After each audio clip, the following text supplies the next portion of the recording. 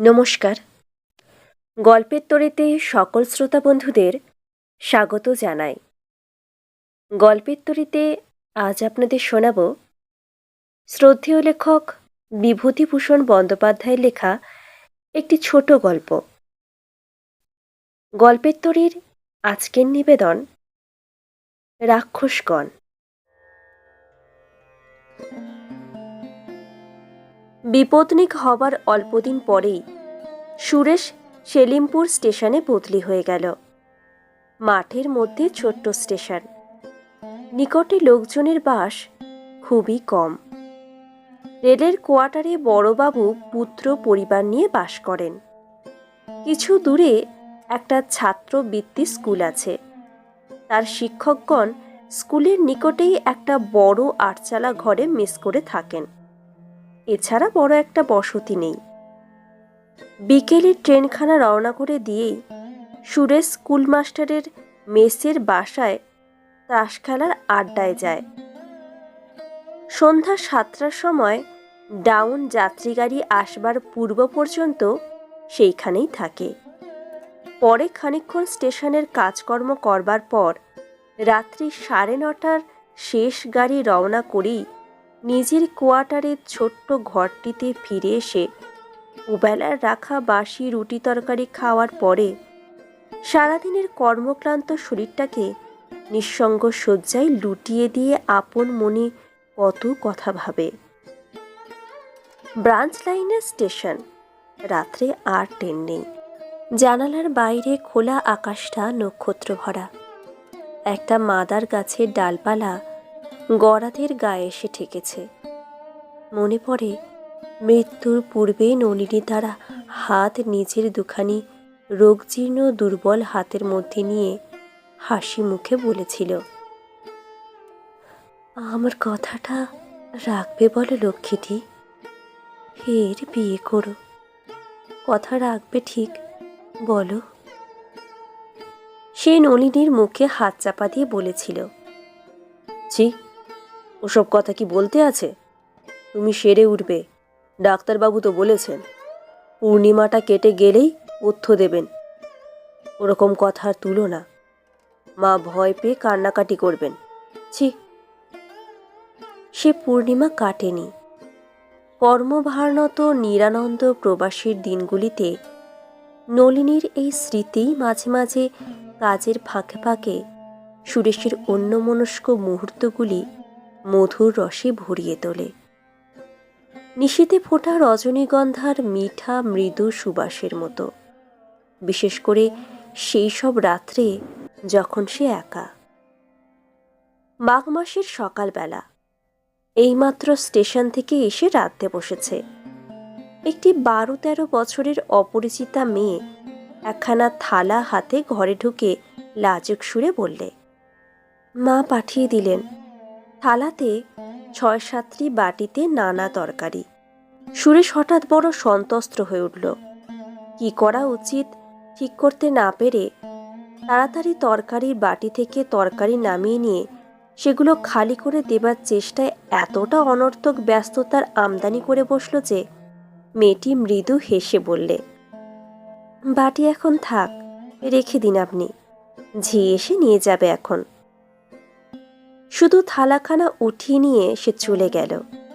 সুরেশ ভাবল, বড়বাবুর বাসা থেকে এসেছে বটে, কিন্তু বড়বাবুর নিজের মেয়ে নয় সে জানে।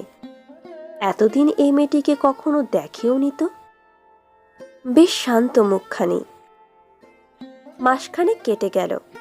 ব্রাঞ্চ লাইনের স্টেশনে ছোটবাবুর জীবন সকাল সন্ধ্যা একঘেয়ে একরঙা ছবির মতো বৈচিত্র্যহীনভাবে কেটে চলেছে। এই মেয়েটি আরও কয়েকবার নানা কাজে সুরেশের বাসায় যাতায়াত করেছে। মেয়েটি বড়বাবুর ভাগ্নেই, মা নেই। বাপ পদ্মার ওপারে কোনো এক স্টেশনে চাকুরি করে। সম্প্রতি মামার বাড়ি এসেছে বেড়াতে। মামিমাকেই মা বলে ডাকে। এসব খবর সুরেশ ক্রমে জানতে পারে। একদিন কি কাজে মেয়েটি এলো। সুরেশ কথায় কথায় বললে, রেনু, পানগুলো আজ কদিন ধরে পড়ে রয়েছে, সাজা অভাবে খাওয়া হয় না, গোটা কতক সেজে রেখে যাবে? রেনু অমনি পান সাজতে বসে গেল। নিপুণ হাতে একরাশ পান সাজা শেষ করে সে তাগিদ দিয়ে কলঙ্ক ধরা অপরিষ্কার কাঁসার ডিবেটা সুরেশের বাক্সের কোণ থেকে বার করে নিয়ে সেটা খানিকক্ষণ বসে বসে বালি দিয়ে মেজে ঝকঝকে করে তুলল। বিছানার ধারে পানে ভর্তি ডিবেটা রেখে দিয়ে হাসি মুখে বললে, 2 আনা পয়সা দিন আমাকে। সুরেশ বুঝতে না পেরে বললে, কেন বলো তো? বউ মারা গিয়ে সন্ন্যাসী হয়েছেন বুঝি? না মশলা, না একটু এলাচ দারচিনি, শুধু ধানের চাল দিয়ে পান সাজা? পয়সা দিন, আমি ভজুয়া পয়েন্টসম্যানকে দিয়ে আনিয়ে রাখবো বাজার থেকে। এক একদিন তার কোটটার পকেট থেকে ময়লার রুমালখানা বালিশের তোয়ালাখানাকে সাবান দিয়ে ধুয়ে রৌদ্রে দড়ির টানায় মেলে দিয়ে চলে গিয়েছে। ট্রেন পাশ করে বাসায় ফিরে এসে সে দেখতে পায়। তারপর উপরে উপরে দিন কয়েক সে অদৃশ্য সেবা হস্তের সন্ধান পাওয়া যায় না।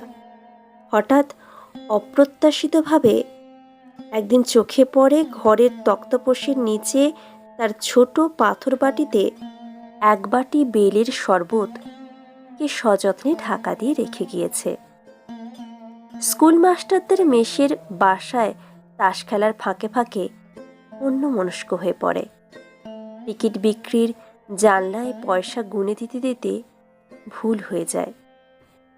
নির্জন শয্যা প্রান্তের সাথী মাদার গাছটার অন্ধকার ডালপালার সীমারেখা আরও অদ্ভুত অদৃষ্টপূর্ব মনে হয়। ঝি 5 মাস সেদিন অত্যন্ত বেলায় কাজ করতে এলো। কৈফিয়তের সুরে বললে, একটু বেলা হয়ে গেল বাবু, এই দুপুরের গাড়িতেই রেনু দিদি আবার চলে যাবে কিনা, তাই সকাল সকাল বড় বাবুদের পাঠ সেরে তবে আসছি। সুরেশ যেন আকাশ থেকে পড়ল। বললে, রেনু আজ চলে যাবে? কই তা তো, কেন আজ কেন? আমি তো কিছুই জানি নে। কথাটা বলেই সে নিজের ভুল বুঝতে পেরে চুপ করে রইল। পরের বাড়ি মেয়ে, তার সঙ্গে তো পরামর্শ করে মেয়েটির যাতায়াত ধার্য হবে না। যায় যাক না, তার কি?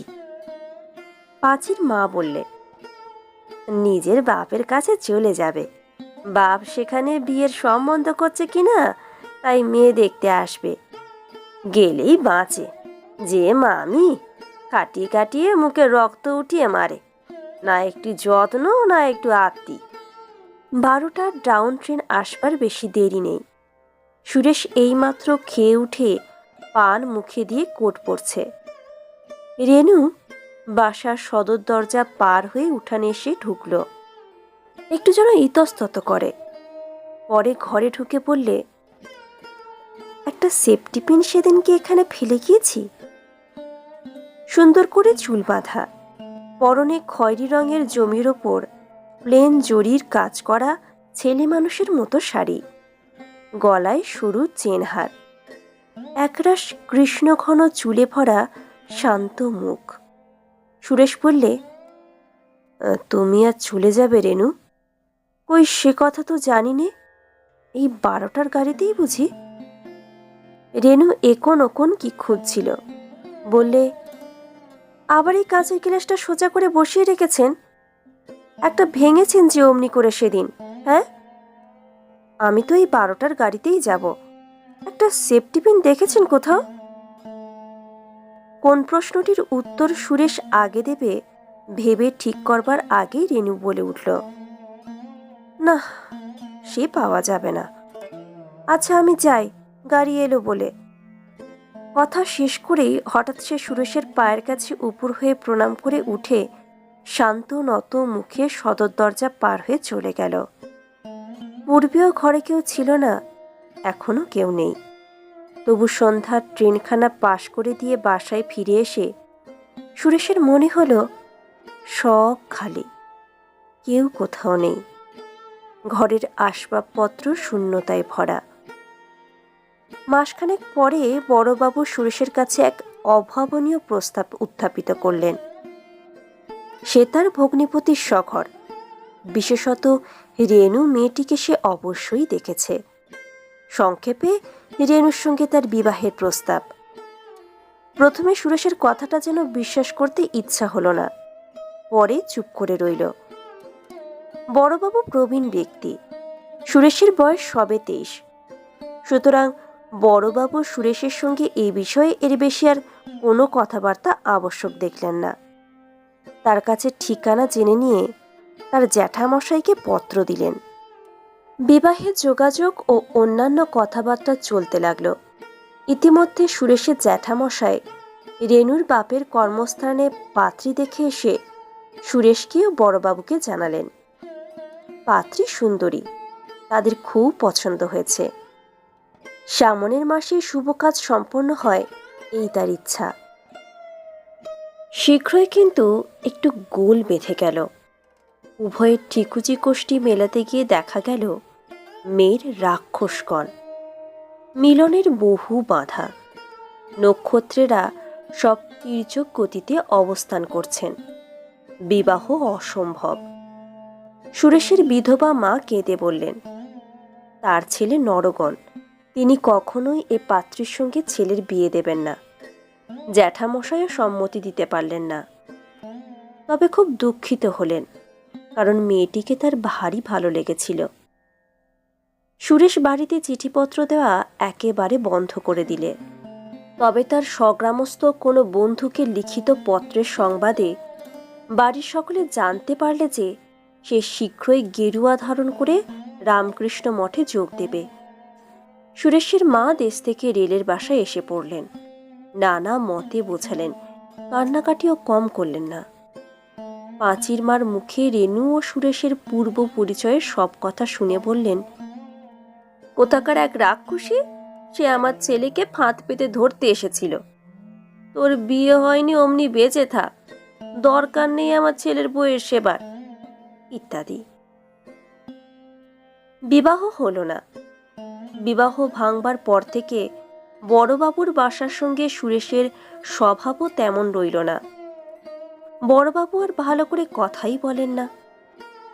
বছর ঘুরতে না ঘুরতে সুরেশের অন্যত্র বিবাহ হয়ে গেল। অবস্থাপূর্ণ ঘরের সুন্দরী মেয়ে, নাম আভাবতী, বেশ নম্র লাজুক। সুরেশ বিবাহের অল্পদিন পরে নববধূকে রেলের বাসায় নিয়ে এলো। মাদার গাছের তলাকার ছোট্ট বাসাটিতে তারপর তারা দুজনে যে সুখের নীড় বাঁধল, সুরেশের তা কত সীমাহীন নির্জন রাত্রির স্বপ্ন। শেষ পর্যন্ত সুরেশের মনে হলো ভালোই হয়েছে সে বিয়েটা না হয়ে। গণকের কথা একেবারে উড়িয়ে দেবার জিনিস তো আর নয়। ভগবান যা করেন মঙ্গলের জন্যই করেন। ইতিমধ্যে আরও দুটো খবর সে পেয়েছে। রেণুর বিবাহ কোনো রকমে হয়ে গিয়েছে এবং বিবাহের কিছুদিন পরেই রেণুর বাপ কলেরায় মারা গিয়েছেন। আরও 1 বছর কাটল। আভাবতী শুধু যে দেখতে সুন্দরী তা নয়, তার আয়পয়ও যে খুব ভালো তার প্রমাণও শীঘ্রই উপস্থিত হল। সুরেশ বিখ্যাত পাটের ব্যবসায়ের গঞ্জ রসুলপুর স্টেশনের অস্থায়ী চার্জ পেয়ে বদলির হুকুম তামিল করবার জন্য প্রস্তুত হল। মাইনেও গেল বেড়ে। যাবার দিন ক্রমেই নিকটে এসে গেল। স্কুল মাস্টারেরা মেসের বাসায় তাকে এক বিদায় ভোজে নিমন্ত্রণ করে আখণ্ড খিচুড়ি ও ইলিশ মাছ ভাজা খাওয়ালেন। সে চলে যাওয়াতে যে সেলিমপুরের বিশেষ ক্ষতির কারণ ঘটল, এ সম্বন্ধে নিমন্ত্রিত ব্যক্তিগণের কারো দুমত দেখা গেল না। সে অভাব ভবিষ্যতে পূরণ হওয়ার বিষয়েও অনেকে সন্দেহ প্রকাশ করলেন। রওনা হওয়ার পূর্বদিন সারা বিকেল ধরে জিনিসপত্র গোছানো হলো। আভাবতী ভারী গোছালো মেয়ে। সন্ধ্যার আগেই সব জিনিস বাঁধাছাদা ঠিক হয়ে গেল। মায়ের ট্রাঙ্ক বন্ধ করবার আগে স্বামীর আয়না, চিরুনি, পানের ডিবিটি সকলের ওপরে রাখা পর্যন্ত, পাছে বা কখনো পথে দরকার হয়। সকাল 9:30টার ডাউন যাত্রী গাড়ি স্টেশনে এসে লাগলো। ছোট্ট স্টেশন, বেশিক্ষণ গাড়ি দাঁড়ায় না। যাত্রীর দল কে কার ঘাড়ে পড়ে এই রকম অবস্থায় ওঠানামা করছে। সুরেশ স্টেশনের কুলিদের সাহায্যে মালপত্র ওঠানোর ব্যবস্থা করে দিয়ে স্ত্রীকে মেয়ে কামরায় তুলে দিতে গেল। মেয়ে গাড়ির সামনে প্ল্যাটফর্মের কৃষ্ণচূড়া গাছটার তলায় এইমাত্র একটি অল্প বয়সী মেয়ে গাড়ি থেকে নেমে দাঁড়িয়ে সম্ভবত মালপত্র নামাবার অপেক্ষা করছে। সঙ্গে একজন পৌরা একটি ছোট্ট ট্রাঙ্ক ও একটা বড় বোঁচকা নিকটে নামালো। সুরেশ হঠাৎ থমকে দাঁড়িয়ে গেল, আর একবার ভালো করে চেয়ে দেখলে, না, তার ভুল হয়নি, ঠিকই দেখেছে সে।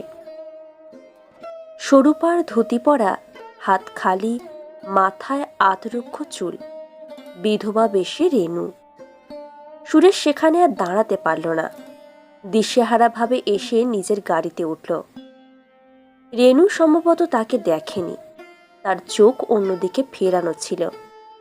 সুরেশের সারা শরীর দিয়ে কি যেন একটা ঝাঁঝ বেরোচ্ছিল। নিজের কতকটা অজ্ঞাতসারে তার মনে হলো, উফ, কি বেঁচেই গিয়েছি। মার কথা যদি তখন না শুনতাম, রাক্ষসীর ফাঁদই তো বটে, আটকে ছিল তো পার একটু হলেই ফাঁদে। তার আরও মনে হলো, বড়বাবু এ খবর পূর্বেই জানতেন, কিন্তু প্রচার হতে না দিয়ে গোপন রেখেছিলেন। তারপর কখন গার্ড হুইসেল দিয়েছে, কখন গাড়ি চলেছে, এসব তার খেয়াল নেই। কৃষ্ণচূড়া গাছের সামনে আসতে সে চেয়ে দেখলে প্ল্যাটফর্মের পূর্ব দিকে তারের বেড়ার ওপারকার খিল্লা বসানো পাকা ধাপ ডিঙিয়ে আগে আগে মালপত্র হাতে ভজুয়া পয়েলসম্যান, পিছনে পৌরটি ও সর্বশেষে নিম্নমুখী রেণু বড়বাবুর কোয়ার্টারের দিকে চলেছে। হঠাৎ সুরেশের মনে হল, দূরসম্পর্কিত সহানুভূতিশূন্য এক আত্মীয়ের দ্বারস্থ এই পিতৃমাতৃহীনা নিরপরাধা অভাগিনী বালিকার ছবিটি সম্পূর্ণ অন্যভাবে ফিরে এলো। কার অপরাধে এই প্রস্ফুট মুকুল প্রথম বসন্তের দিনে তার জীবনের আনন্দদ্বীপটি নির্বাপিত হয়ে গেল চিরদিনের মতো? দ্রুতগামী ট্রেনের জানলা দিয়ে মুখ বাড়িয়ে সে আর একবার চেয়ে দেখলে রাক্ষসগণের মেয়ে ততক্ষণে বড়বাবুর সদর দরজায় পৌঁছে দাঁড়িয়ে আছে। দরজা তখনও খোলা হয়নি, বোধহয় ভজুয়া কাউকে ডাকতে গিয়ে থাকবে। পদবৃদ্ধিজনিত কিছুক্ষণ পূর্বে সে আনন্দ সুরেশ আর মনের মধ্যে খুঁজে পেল না। গল্পটি এই পর্যন্ত সমাপ্ত হলো। আপনারা শুনছিলেন বিভূতিভূষণ বন্দ্যোপাধ্যায়ের লেখা গল্প রাক্ষসগণ। গল্পটি ভালো লাগলে অবশ্যই গল্পটিতে একটি লাইক করবেন। গল্প পাঠ কেমন লাগছে যদি ভালো লেগে থাকে তাহলে চ্যানেলটি অবশ্যই করে সাবস্ক্রাইব করে নেবেন। কমেন্টে অবশ্যই আপনাদের মূল্যবান মতামত জানাতে ভুলবেন না। ধন্যবাদ।